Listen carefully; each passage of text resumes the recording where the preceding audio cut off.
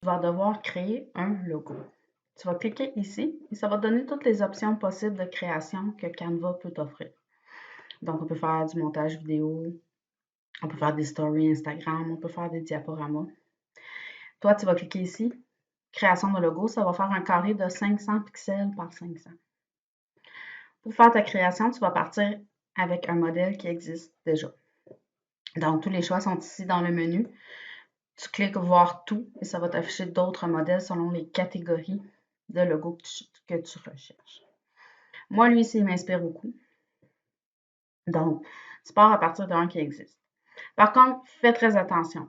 Si tu ne le modifies pas, on va pouvoir dire que ton travail, c'est du plagiat. Et quand on fait du plagiat, eh bien, on peut se mériter la note 0. Donc, il faut que tu modifies assez le logo pour pas qu'on le reconnaisse, ou du moins qu'il soit assez différent de l'original. Donc, moi, je vais faire un logo pour des planches de skate, puis je veux que ce soit pour des designs qui sont destinés pour les filles. Donc, c'est pourquoi j'ai choisi lui, il fait assez féminin. Je vais appeler ma marque Flower. Comment ça fonctionne avec Canva? C'est que tous les éléments du modèle sont cliquables. Donc, tu vois ici le petit mot fleuriste, la fleur, sont tous cliquables. Et quand tu cliques dessus, tu peux aller voir différentes options. Donc, moi, je trouve que ma fleur est petite. Je vais aller la grossir.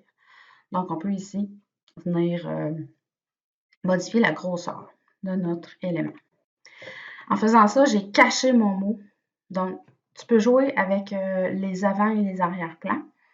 Ici, j'aimerais que ma superposition d'éléments, que ma fleur soit en arrière-plan. Donc, je clique sur ma fleur. Je vais ici dans l'option Position et je veux qu'elle soit à l'arrière. Donc, voilà, elle est cachée. Maintenant, je vais déplacer mes feuilles. Je vais les amener ici. Puis, mes feuilles sont rendues petites par rapport à ma fleur, donc je vais les agrandir. Et je veux qu'elle soit derrière. Donc, je clique ici, Position, vers l'arrière. Position.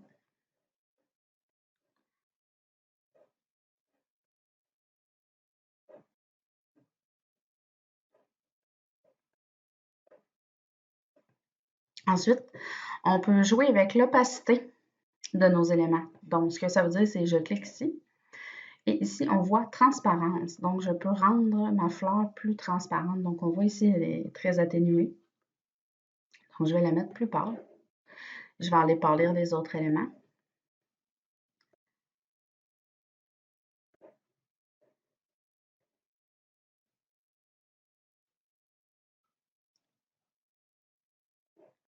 Maintenant, on peut aussi, dans les différentes options, selon ce qu'on clique, on peut, quand on travaille avec le texte, on peut aussi changer la police, donc la façon que c'est écrit. Faites attention quand vous allez choisir des options, car des fois, il y a des éléments qui sont payants. Comme ici, quand on voit une petite couronne, c'est que c'est payant. Je vais essayer ici une différente police. Je peux aussi changer la couleur. Donc, en cliquant ici, là, je vais la mettre jaune. Oh, je n'ai pas sélectionné mon F, donc c'est resté comme ça.